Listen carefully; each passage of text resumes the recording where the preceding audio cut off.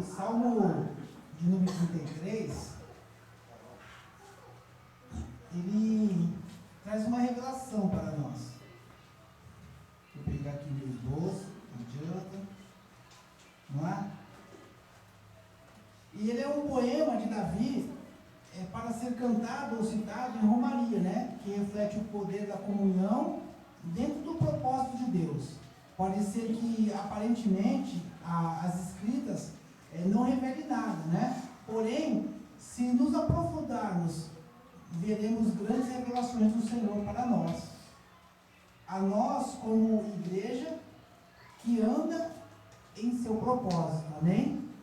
Então, esse salmo de romaria, ele foi para o tempo da igreja que subia a Jerusalém todos os anos para adorar a Deus, porém é para nós que anda no propósito de Deus e vive no propósito de Deus, caminha no propósito de Deus.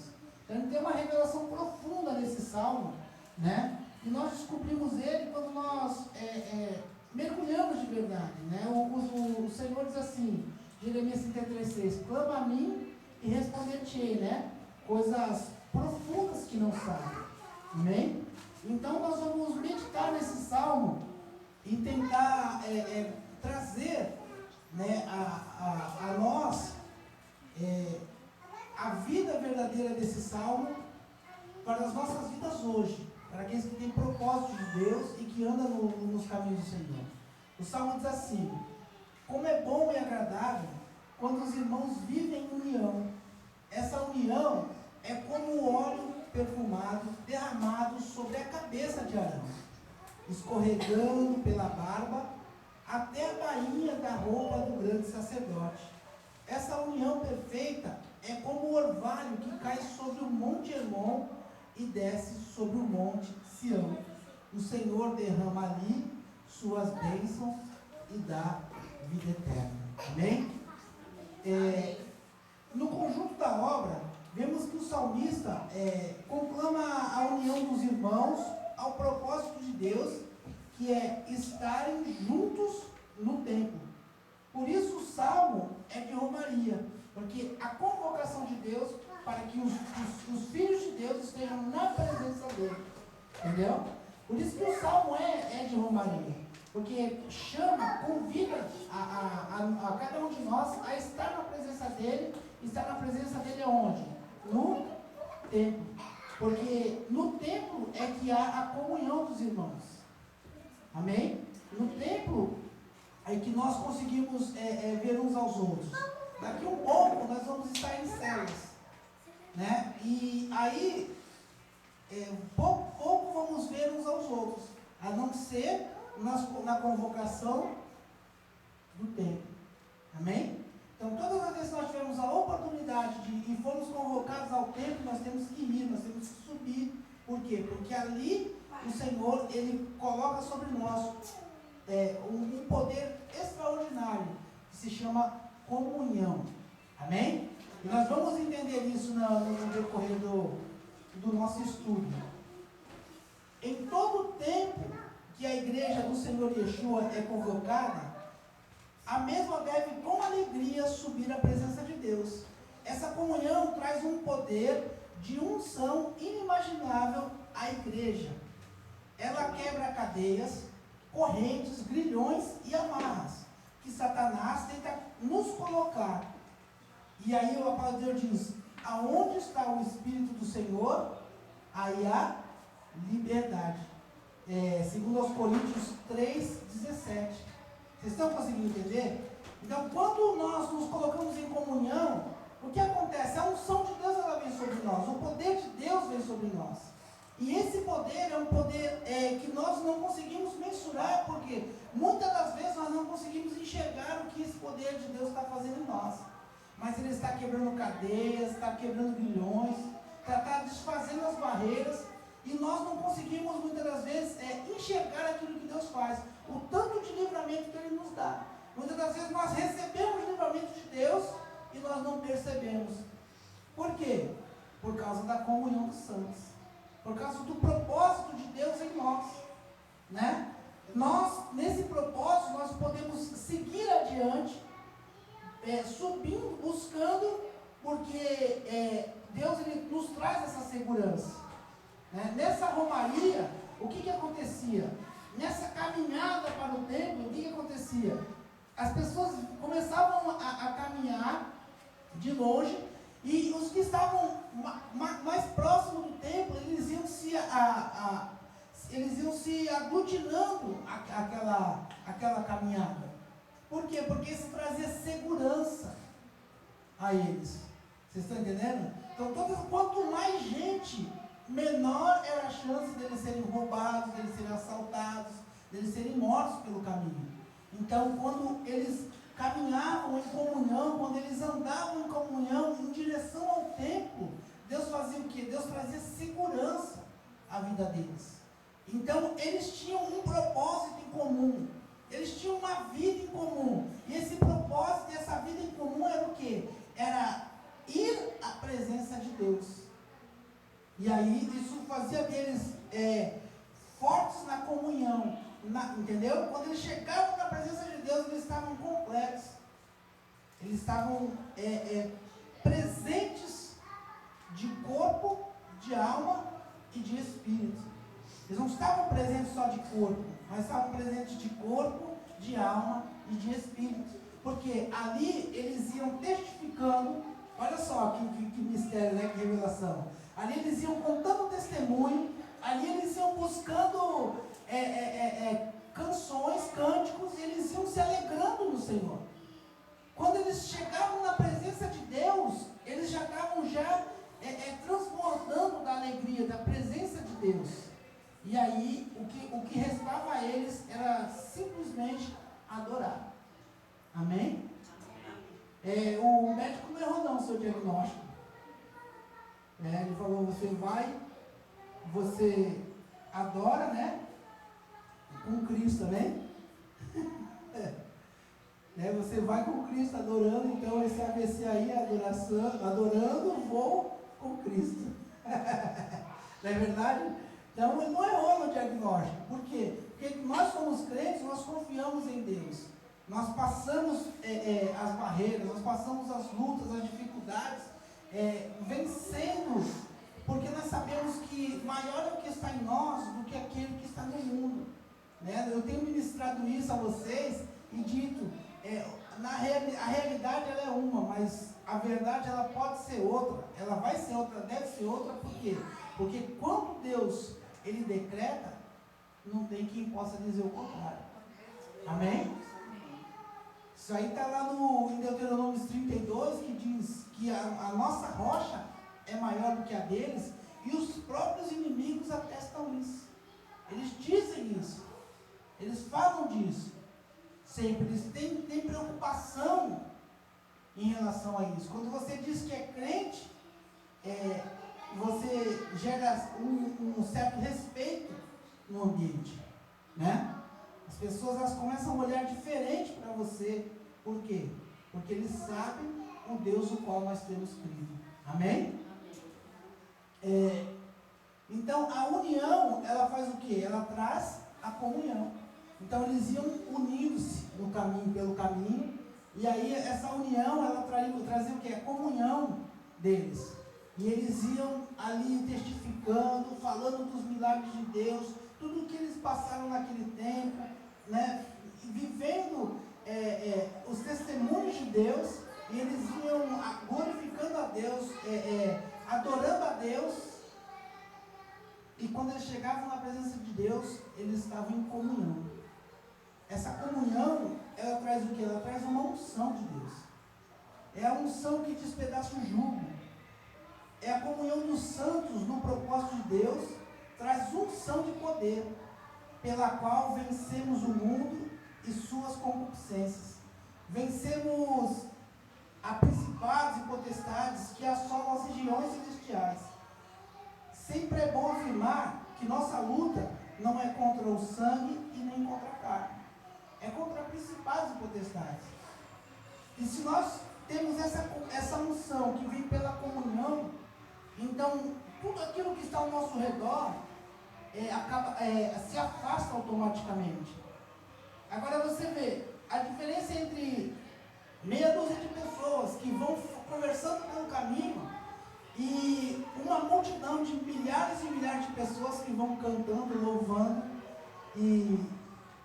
entendendo? E conversando pelo caminho.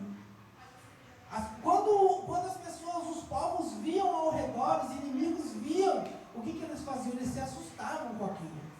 Meu Deus, o que está acontecendo? O que está acontecendo nesse negócio? Quem é que está vindo aí? Que povo que é esse? Então eles não ousavam em se aproximar, em chegar até o povo de Deus. Por quê? Porque eles sabiam que eles eram muitos, eles eram numerosos. E eles se protegiam e se guardavam. Eles tinham comunhão. Amém? Então, essa comunhão, ela trazia uma unção, nesse sentido de a adoração, o clamor, sabe? Os cânticos, eles alcançavam, eles se espalhavam, eles iam alcançando as pessoas ao redor. E eu acredito, estou falando Manuel, acredito que as pessoas, por isso, elas iam se convencendo, elas iam se convertendo, elas iam acompanhando aquele grupo. Tanto que nós vemos o testemunho de muitos prosélitos. O que são prosélitos? São aqueles que não têm a fé, mas aceitam a fé. Amém? Então, eles estavam aceitando a fé por quê? Porque eles viam o testemunho da unção de Deus através da comunhão. E muitas das vezes, nós queremos convencer e converter pessoas pela força do braço. Mas a Bíblia diz que não é por força nem por violência, mas pelo meu Espírito, diz o Senhor. Amém? E se o Espírito de Deus, que traz essa comunhão e essa unção, não tiver em nós como igreja, então nós não vamos converter ninguém, quanto mais convencer, né? Nós vamos converter ninguém, quanto mais convencer. E as pessoas vão olhar e não vão ver Deus em nós. Por que elas não vão ver Deus em nós? Porque nós estamos separados. Porém, quando nós estamos unidos, quando nós estamos em comunhão, então nós temos a unção de Deus para alcançar vidas, para testificar do amor de Cristo, né? Que é esse amor que nos fortalece, que nos faz, em Cristo Jesus, mais do que vencedores. Amém? Então nós precisamos dessa comunhão. Nós precisamos dessa comunhão para gerar essa unção. Isaías 61, 1 diz o seguinte, vamos ler lá. Isaías, cadê você? Isaías fugiu de mim, não está aqui. Isaías 61, diz o seguinte, Isaías 61, o Espírito do Senhor, o Espírito do soberano Senhor está sobre mim, porque o Senhor me escolheu para levar as boas notícias de salvação aos pobres. Ele me enviou para consolar os que estão com o coração quebrantado, anunciar liberdade aos cativos e libertação das trevas aos prisioneiros. Amém? Então, essa unção é quem faz isso.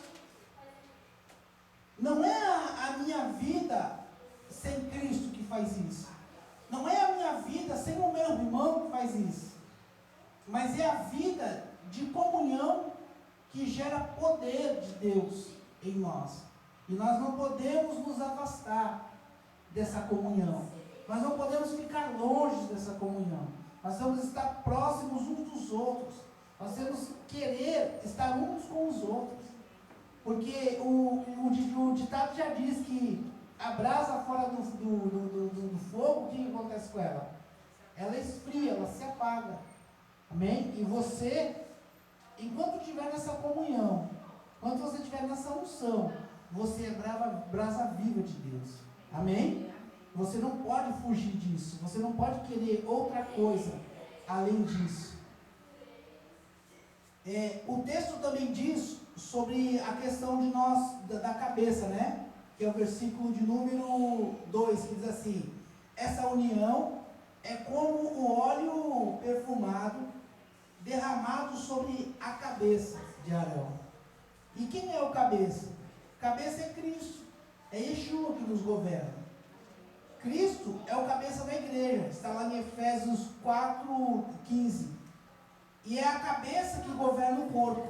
Todos nós, como corpo, fazemos parte de um todo. E se um falha, todos falham. Não existe o culpado ou inocente. Vocês vão entender o que eu estou querendo dizer. Então, se eu falho, você falha. Porque Cristo é o cabeça, Ele é o governador. E nós somos o corpo. E esse corpo ele tem que estar junto, tem que estar ligado. Se não estiver ligado, né, não somos a Universal, mas tem que estar ligado. Amém? Mas se não estiver ligado, o que vai acontecer? Se você não estiver ligado, se eu não estiver ligado, provavelmente nós vamos falhar. E aí, não existe inocente nem culpado nessa questão. Nós vamos entender o porquê que não existe inocente nem culpado. Ó. Existe os que querem ou os que não querem ser governados por Cristo. Por quê? Aquele que está em Cristo já é nova criatura. Amém? Eu vou ler aqui para você de novo na minha Bíblia, que traz uma referência melhor. 2 Coríntios 5,17, se você quiser acompanhar. 2 Coríntios 5,17. Aquele que está em Cristo, ele é nova criatura. Então, você precisa querer esse governo.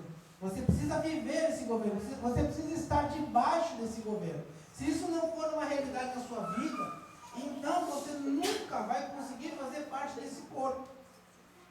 5,17 diz assim: quando alguém está em Cristo, torna-se uma pessoa totalmente nova por dentro. Já não é mais a mesma pessoa. As coisas antigas já passaram e teve início uma nova vida. Amém? Então, essa ideia de não haver culpado nem inocente é porque, na verdade, as pessoas que estão falhando, as pessoas que estão errando, isso é muito sério, isso é um rema de Deus nas nossas vidas. É porque elas não estão se colocando debaixo do governo de Cristo. Nós precisamos estar debaixo do governo de Cristo. Se nós não nos colocarmos debaixo do governo de Cristo, o que vai acontecer? Nós vamos acabar nos colocando debaixo do governo do mundo. E quem é o príncipe desse mundo? Satanás. Amém? Então, não existe aquela pessoa que fala: eu não sou nem de Deus nem do diabo, eu sou à toa. Né? O cara nem ateu é à toa. Eu sou à toa. Não existe à toa. Não existe ateu, não existe à toa. Existem pessoas que ou estão sendo governados por Deus, por Cristo, ou estão sendo governados pelo diabo. Entendeu? Porque à toa, quem anda à toa? É o próprio diabo. Se eu for lá em João 1, quando ele se apresenta a Deus, Deus pergunta: o que tu anda fazendo? Estou aí. À toa aí rodeando a terra. Não é? Então ele é uma pessoa à toa. Não tem princípio, não tem propósito, ele não tem nada. Na verdade. Né? Não tem nem a chave da casa dele. Não é verdade? Não tem nem a chave da casa dele. Então ele é um à toa. Então se você ficar à toa, então você está servindo o governo de Satanás. Agora, se você está debaixo da unção de Deus, debaixo do governo de Yeshua, então aí você está servindo a Cristo. Você está servindo o Senhor. Amém? Você está servindo o propósito de Deus. E você passa a viver os princípios de Deus. E não os princípios de governo do mundo. Nós não podemos nos confundir. Nós não podemos errar o alvo. O nosso alvo é Jesus. Se o seu alvo é Jesus, então você precisa se colocar debaixo do governo dele. Amém? Então, esse governo, ele faz o quê? Yeshua, como o nosso sumo sacerdote, faz de nós sacerdotes com ele, e faz daqueles que creem. Amém? Porque aqueles que estão fora, não vai ser nada além de servos de Satanás, né? Escravos do diabo. Que a Bíblia revela isso. Antes vocês eram escravos, agora vocês são livres.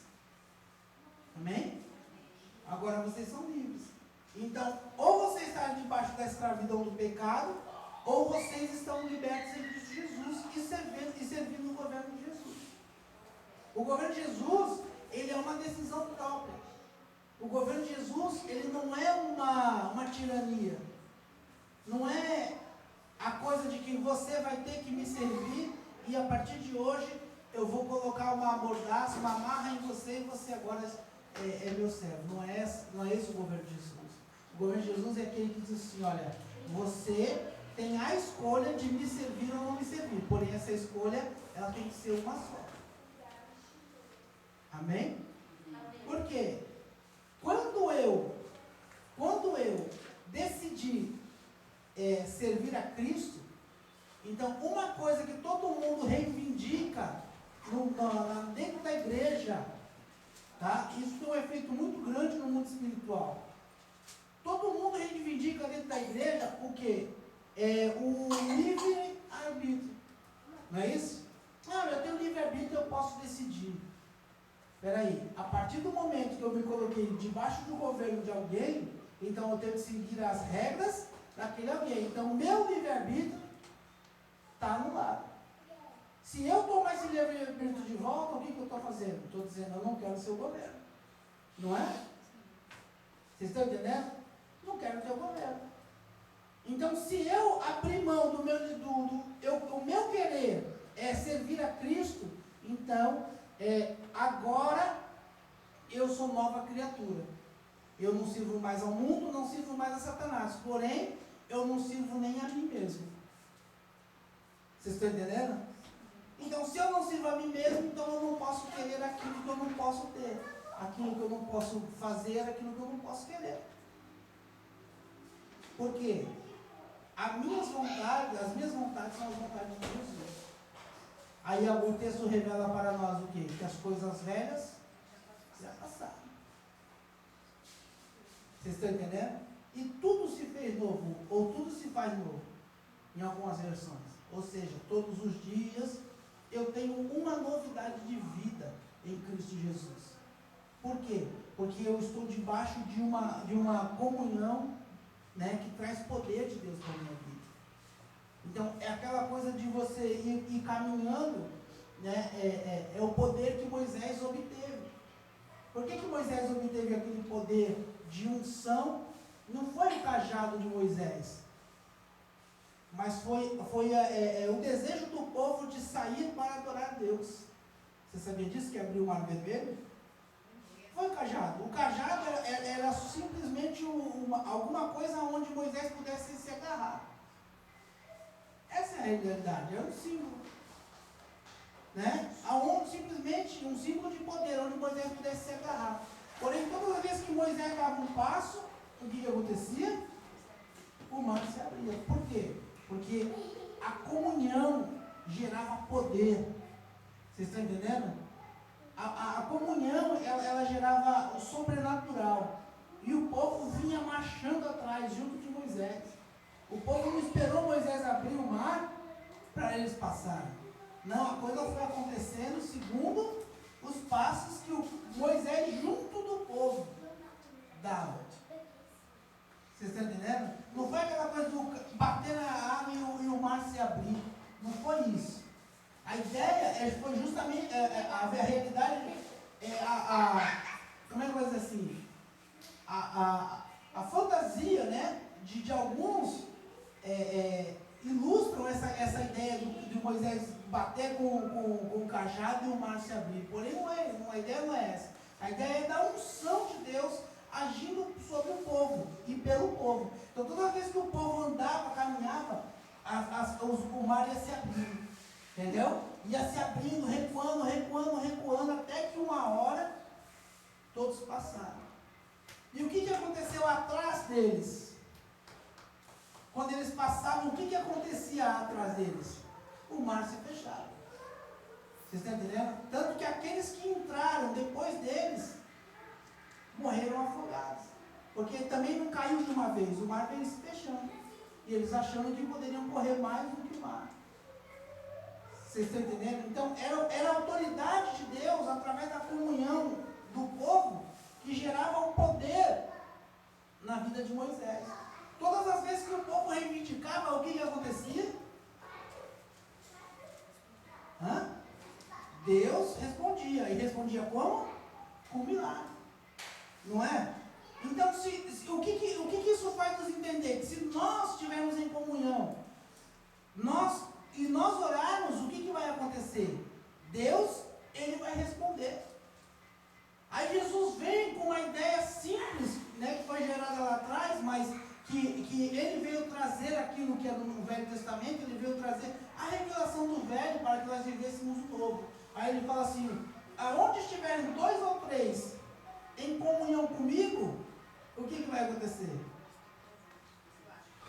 Eu vou estar presente. E porém, tudo o que eles pedirem, Deus vai responder. Não é isso? Onde tiverem 2 ou 3 reunidos em meu nome, ali eu estarei. E tudo o que eles pedirem, em meu nome, o Pai vos dará. Vocês estão entendendo? Por quê? Porque nós continuamos sendo o corpo, Cristo continua sendo a cabeça, porém quem responde a oração de autoridade e poder é Deus. Vocês estão conseguindo compreender? Então nós precisamos caminhar nessa comunhão. Nós precisamos caminhar nessa verdade de que juntos nós temos a autorização de Deus para gerar milagres. Amém? Juntos nós temos a autorização de Deus. Eu já li vários livros de evangelistas, de homens missionários que fizeram cruzadas evangelísticas com poder de unção, de autoridade, de cura. E eu não conheço um homem que escreveu um livro sobre isso que nunca disse assim, ou que disse assim, eu não tenho uma equipe de intercessão comigo. Todos eles declararam, eu tenho uma equipe de intercessão. Por quê? Porque eles andavam em comunhão, eles tinham um propósito, eles se uniam para adorar a Deus e para reivindicar de Deus o poder para manifestar milagres. Amém? Amém? E é isso que faz a comunhão. Ela traz autoridade de Deus para nós. Né? Por quê? Porque a barba, ela é o quê? Ela representa o quê? Autoridade. Amém? É verdade mesmo, a barba, ela representa a autoridade.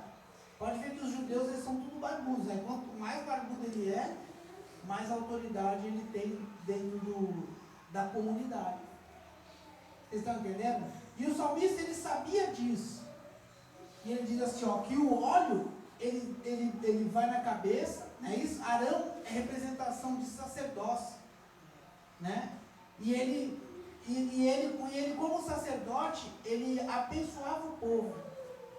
E o que acontece? Depois de cair sobre Cristo, depois de vir sobre Cristo o poder, o que acontecia? Ele vinha sobre a barba, sobre a autoridade, ela escorria sobre a igreja. Vocês estão entendendo? Ela descia sobre a igreja e isso trazia o quê? Trazia a revelação do Espírito de Deus na igreja. A igreja que tem Yeshua como cabeça, tem autoridade no Espírito, tem os ministérios manifestados, tem os dons revelados e o fruto do Espírito na vida dos santos. Vocês estão entendendo? Então, os ministérios quais são? São 5 ministérios. E eu não posso exercer todos. Né? Eu não posso exercer todos. Tudo bem que eu sou profeta, porém eu sou pastor também. Então, o meu chamado aqui agora é um chamado de pastor.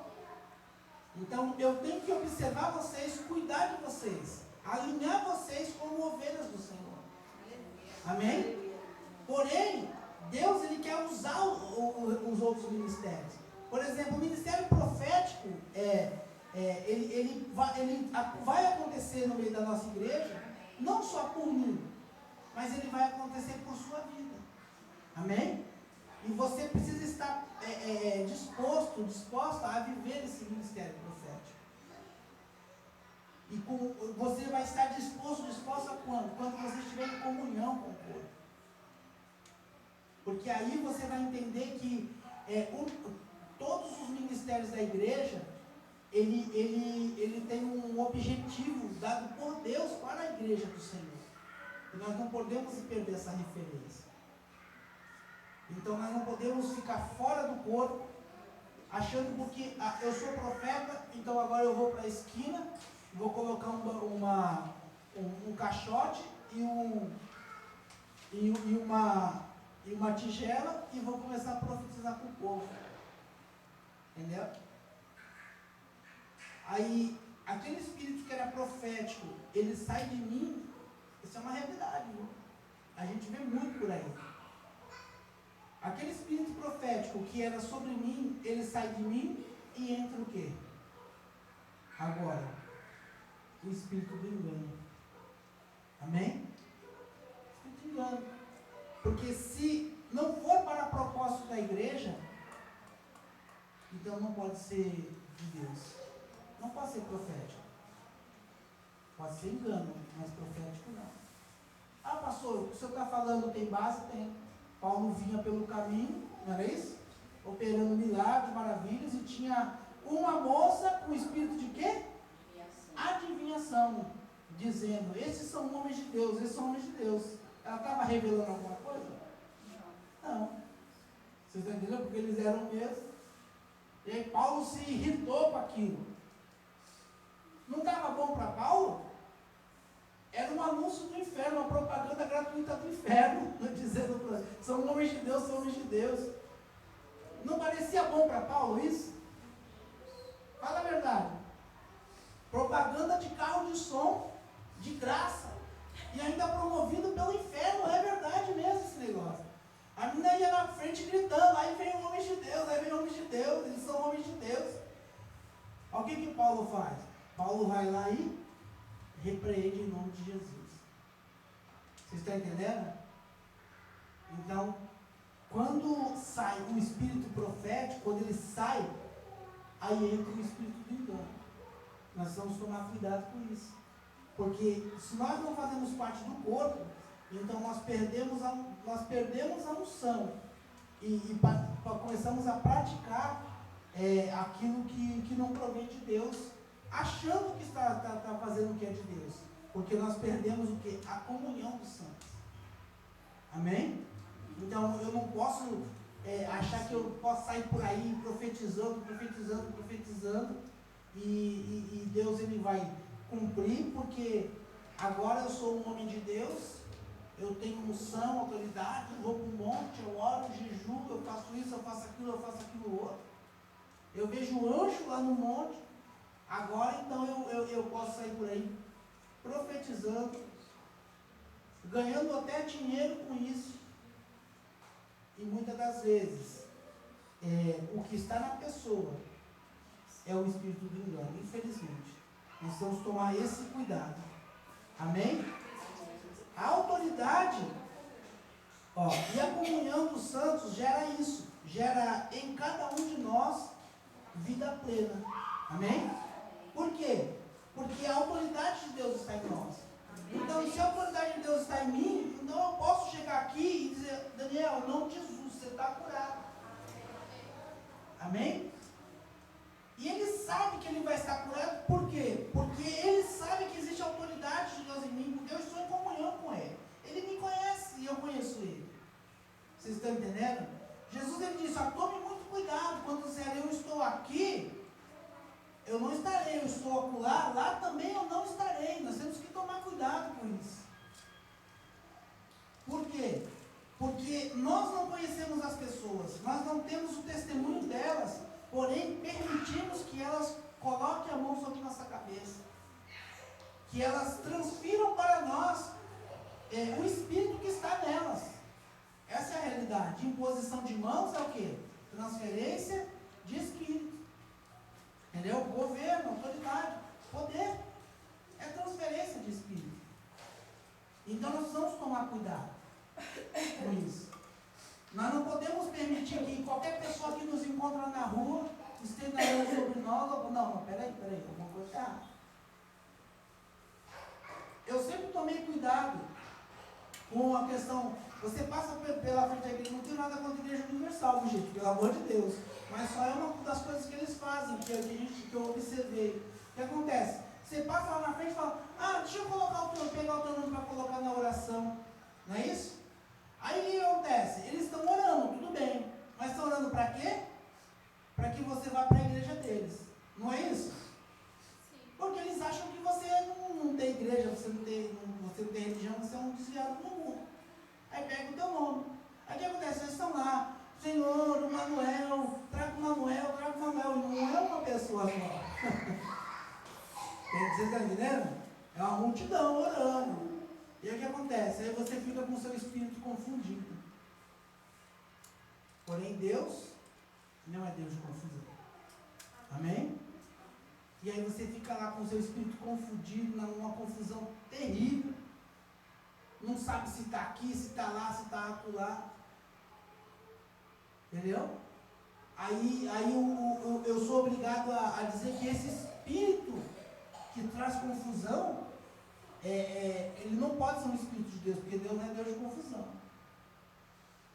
Então aí se você for lá na macumba, na umbanda, o que tem lá? Que espírito que tem lá? Que traz confusão? Mulambo, não é isso? Que não para nem num lugar nem em outro, não é? Está mulambo, está mulambando. Indo de um lado para o outro, lado para o outro, lado para o outro. Confuso. Vocês estão entendendo? E aí você precisa tomar cuidado. Você precisa prestar atenção na sua vida. Por quê? Porque na sua vida existe a autoridade de Deus como corpo. E aí você perde essa autoridade por quê? Porque você negocia no mundo essa autoridade. Entendeu? Achando que, mas eu vou lá, oração nunca é demais. A oração certa nunca é demais. Amém? A oração errada, o que ela traz? Ela traz confusão no mundo do espiritual. Ou eu estou errado? Traz confusão no mundo espiritual. E nós precisamos tomar cuidado com isso. Por quê? Porque esse corpo aqui tem autoridade, não tem? Amém? Mas o corpo que está lá na universal também tem autoridade. E não é a autoridade de Deus? O corpo que está lá no Deus Amor não tem autoridade? Eles gostam de revelação. O que acontece na Deus Amor? Se você for lá, você vai ser revelado. Não é? O corpo chamado Batista não tem autoridade? Tem autoridade, nós estamos dando a palavra lá. Você vai lá e recebe a palavra de Deus. Vocês estão entendendo?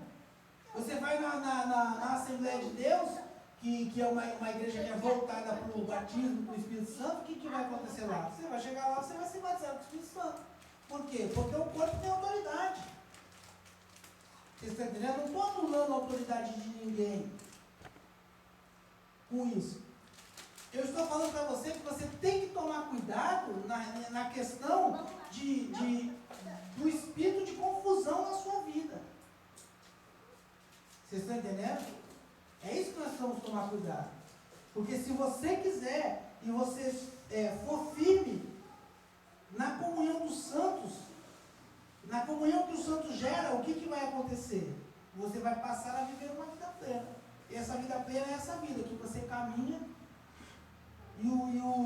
e as coisas vão sair da sua frente. Entendeu?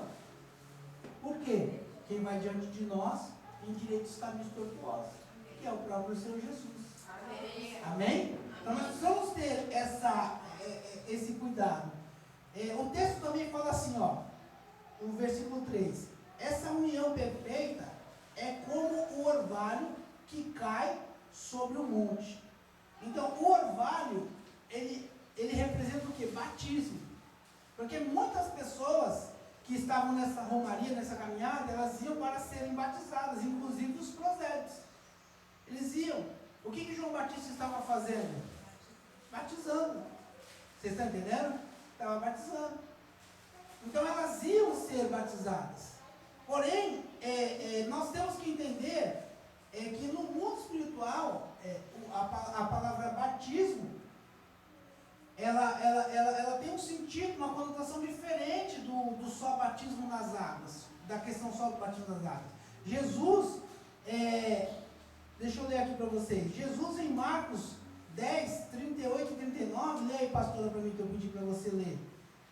que a versão dela tá mais clara. Mas Jesus lhe disse: Não sabeis o que pedis. Podeis vós beber o cálice que eu bebo, ou receber o batismo com que eu sou batizado? Disseram-lhe: Podemos. Tornou-lhe Jesus dizer: Bebereis o cálice que eu bebo e recebereis o batismo com que eu sou batizado? Quanto, porém, ao assentar à minha direita ou à minha esquerda, não me compete conceder, porque é para aqueles a quem está preparado. Amém? Eles estavam na discussão lá de pedir lugar para Jesus, porém Jesus fala: vocês podem ser batizados no batismo que eu vou ser batizado? Eles falaram: podemos. Por que Jesus disse isso? Jesus já não tinha sido batizado nas águas? Jesus já não tinha sido batizado no Espírito Santo? Já não tinha? Então por que Jesus está falando de um outro batismo? Porque nós precisamos ser batizados com alguns batismos. Aliás, vários batismos dentro da igreja. E alguns batismos são o seguinte, ó. O batismo de amor. Tá? Podemos orar: Senhor, batiza-nos com amor. Não podemos orar? Pedindo para Deus: batiza-nos, Senhor. Traga sobre nós a unção do Espírito para armarmos as pessoas. Isso é o batismo. Amém? Porque a água, ela representa o quê? Ela representa o Espírito. Então, quando o Espírito vem com a intenção de nos trazer amor, então nós somos batizados. Aí nós ouvimos as pessoas dizendo: aquela igreja é uma igreja que ama. Não é? Não é assim? Aquela igreja é uma igreja que ama. O apóstolo Fábio, ele fala, ele já testemunhou isso pelo menos para mim, ele fala que ele orou muito para Deus batizar ele com amor. Por quê? Porque quando ele se converteu num tempo muito difícil, muito duro. Ele foi traído pela mulher com o sócio dele, que era melhor amigo. Vocês estão entendendo? Foi embora com o cara. Levou a empresa, levou tudo, deixou ele zerado. Deu golpe nele. A mulher com o melhor amigo, que era sócio, deu um golpe nele. O que ele tinha no coração? Ódio, mágoa, revolta. E ele falou: eu comecei a orar e dizer: Senhor, me batiza com batismo de amor. E hoje quem vê o apóstolo Fábio fala assim: meu, esse homem não tem como não ficar perto dele, é amor puro. Não é isso? Não é isso? Ou só eu que sinto isso dele? Todos nós sentimos, que conhecemos ele, sentimos isso dele. Né? Um carinho, né? um carisma, um amor que atrai a gente para perto dele. Então, eu concluo com isso, que ele foi batizado com amor. E ele é um homem amoroso. Amém? É muito amoroso o apóstolo Fábio. E nós precisamos também de que batismo? O batismo em salvação. Não é a minha salvação e a sua salvação mais, mas é a salvação dos que estão ao nosso redor. Vocês estão entendendo? Então esse batismo, ele vem para quê? Para que a gente proclame a palavra e as pessoas entendam que eles precisam de salvação. Vocês estão entendendo? Então quando nós podemos falar a palavra e ela não ter efeito nenhum. Ah, mas a palavra de Deus, ela não volta vazia. A palavra de Deus, com unção, autoridade e poder, ela não volta vazia. Senão, a maioria dos filósofos já leram a Bíblia pelo menos uma vez. Porque a Bíblia, para eles, é filosofia. Vocês estão entendendo? Então, a maioria dos filósofos leram a Bíblia pelo menos uma vez. Eles não conhecem a palavra? Na leitura eles não declararam a palavra? Porém, eles têm o coração fechado. Não se converteram. Não são salvos. Vocês estão entendendo? Porém, nós podemos pedir um batismo de salvação, não podemos? Não é um batismo para a minha salvação, mas para a salvação de muitos. Amém? Então nós podemos orar: Senhor, salva muitos nesse lugar, salva muitos ao nosso redor, salva muitos, Senhor, nessa área, salva muitos dessa cidade. Nós não podemos? Hoje Manaus, ela é considerada a capital do Evangelho. Por quê? Porque ela tem mais de 50% de pessoas convertidas em Cristo Jesus. Convertida mesmo, não é desviada, é convertida. As igrejas em Manaus, eu vi lá, tu percebeu lá a presbiteriana, Júlio? A igreja presbiteriana lá, elas são 3 galpões assim, ó, um do lado do outro. 3 galpões, tu viu, né? Tá certo isso? Foram 3 mesmo que eu cheguei. 3 galpões assim, ó, um do lado do outro. Não é galpão desse que a gente vê assim, não. Um galpão com envergadura assim de 50 metros, assim, ó. Então, quer dizer, só de frente tem 150 metros a igreja batista, a igreja presbiteriana. Vocês estão entendendo? Por quê? Porque eles oram por salvação. Amém? Então eles pedem, Senhor, traga o batismo de salvação sobre a cidade. Você precisa orar, Senhor, traga batismo de salvação sobre a minha casa, sobre os meus parentes, sobre os meus amigos, sobre a escola. Vocês estão entendendo? Porque quando vier esse batismo, nós vamos nos alegrar em levar a palavra. E a palavra que nós levarmos, ela vai ter unção e ela vai ter autoridade. Amém? Aí vocês vão falar, você é pastor? Fala, não sou pastor. Eu só sou sacerdote de Deus vivo. Amém? Isso que as pessoas vão perguntar. A Adriana, esses dias que estava falando com uma moça no trabalho dela, ela perguntou, foi isso, Adriana? Perguntou se a Adriana era pastora. Por quê? Desejo de salvação. Amém? Então a convicção da palavra faz a pessoa te enxergar como a autoridade de Deus sobre a vida dela. E é isso que importa para nós. E para nós não importa o título, para nós importa a autoridade de Deus. Amém? Porque somos todos sacerdotes.